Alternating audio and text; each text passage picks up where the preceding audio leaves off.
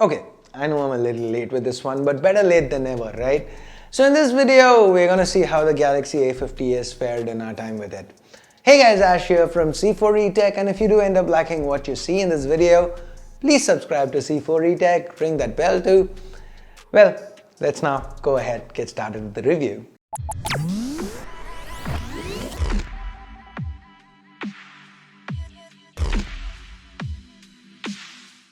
Since we already have a pretty in-depth unboxing of the A50s where we go through all the major aspects of the phone like build, design, screen, etc. For this review, I'm going to be focusing on the major changes and what kind of stood out to us during the time we spent with this phone.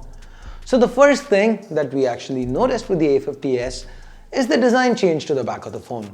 Now gone is the generic gradient finish. Instead, we get a diagonal color shifting pattern. Samsung calls it their 3D prism design, and personally, I quite like it. Yes, it is still very reflective and it catches smudges and fingerprints like nobody's business, but it is a kind of unique look and I appreciate that. To find the next major change, we're going to take a look under the hood. And that's because the rest of the build is pretty much the same as the Galaxy A50 before it.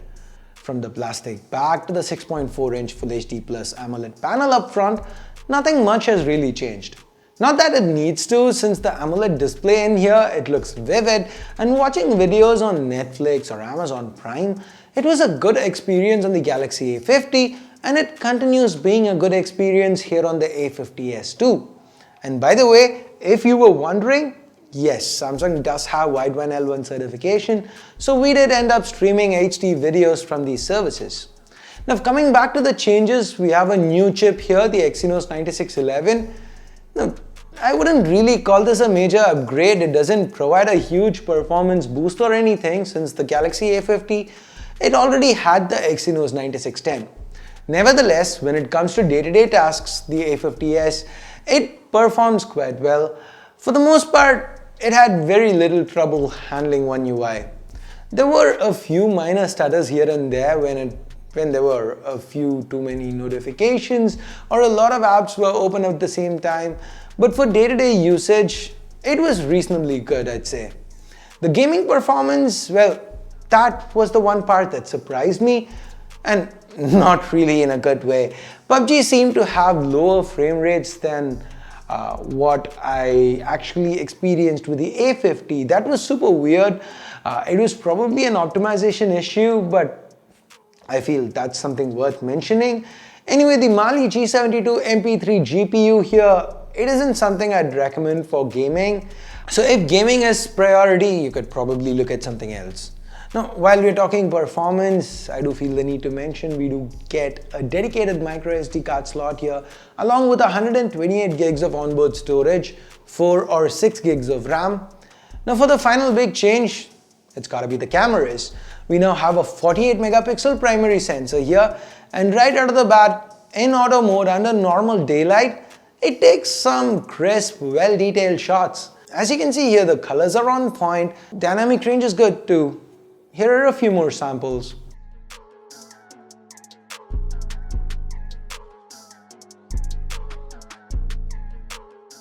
We also get a dedicated night mode here, and it also does a pretty okay job brightening up the scene and getting more detail from dimly lit areas. The pictures are a bit more cropped in though. I'm assuming Samsung does this to eliminate shakiness, since there is no optical image stabilization present here. Now if I had to name one thing that really impressed me with the optics, I'd have to say it were the images shot by the ultrawide sensor. Now they were truly remarkable, full of color, detail, and even had excellent dynamic range, something Samsung has struggled in the past, especially with the M series.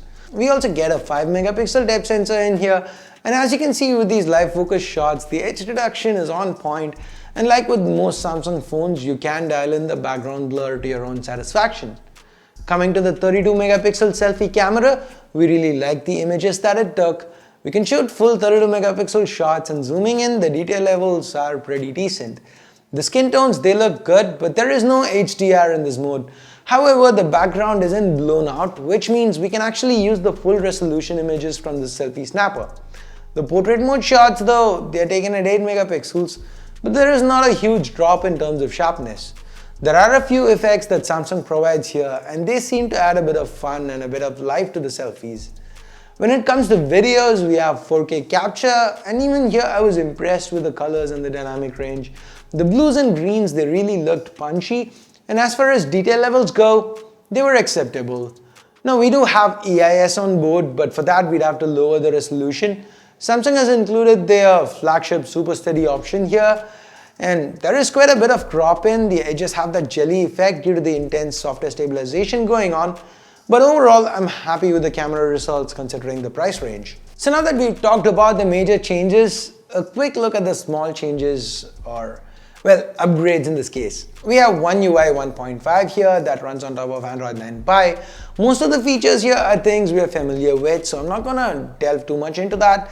One feature that stood out for me was the fact that we have Samsung Pay here. At first, I was really excited since this seemed to be the full Samsung Pay version, but it was not. It seems like it is a step above Samsung Pay Mini, but this one only works with NFC card readers. Most card readers in India, at most shops, they do not come with NFC. The full version of Samsung Pay, it actually needs MST to simulate a card swipe, and that is missing here. So it's a big disappointment in my honest opinion. Now, other than that, with the battery capacity, that has remained the same, 4000 mAh, and according to my colleague who did the majority of testing for this device, it lasted him around a day and a half under regular usage, pretty much in line with what we got with the Galaxy A50, so nothing's changed here with regards to battery. And like last time, we also get a 15-watt fast charger included in the box, so quick top-ups, they continue to be easy. Now, speaking of things that have remained the same, we also get an in-display fingerprint scanner here. It makes a comeback, but unfortunately, it's still slow, especially when you compare it to the competition. The face unlock too is on the slower side of things here, which means you're gonna often have to resort to pattern unlock if you're in a hurry. Now, speaking of sundries, we have a headphone jack here. That's something Samsung has not cut, especially on their mid-rangers. And Samsung is one of the few brands that still includes headphones in the box. They get the job done, so no complaints there. The call quality, that was excellent. I didn't face any call drops. The bottom firing speaker, it's a bit on the tinny side of things, but it's pretty loud. So what are my final thoughts on the A50s? Well, if you want a Samsung device and you're shopping offline, then the A50s may be worth picking up at 21,000 rupees. It doesn't really do anything wrong per se, but if brand value isn't a factor, then there are much better phones available, even from Samsung itself. Now, if you're okay shopping online, like for example, we've got the Galaxy M30S that comes close in performance, but only costs 14,000 rupees. Now, if brand value isn't important to you, then the Redmi K20 and even lower priced devices like the Realme XT, Redmi Note 8 Pro, they come into the equation. So if Samsung branding is important, if offline is where you shop, then the A50s is something that you might consider, else, no, this isn't something you should really be looking at. So that's my take on it. What do you think? Do you agree? Do you feel I missed something? What are your thoughts? Let me know in the comments below. And now that you've made it this far, leave a thumbs up, subscribe. And if you're already a subscriber, turn on notifications by hitting that bell icon.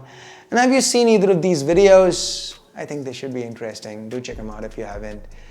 And I guess it is time I bid you adieu. Thanks a lot for your time, guys. Thanks for watching. Till next time, this is Ash here from C4 Retech, calling it like I see it. You guys have a great day. Bye-bye now.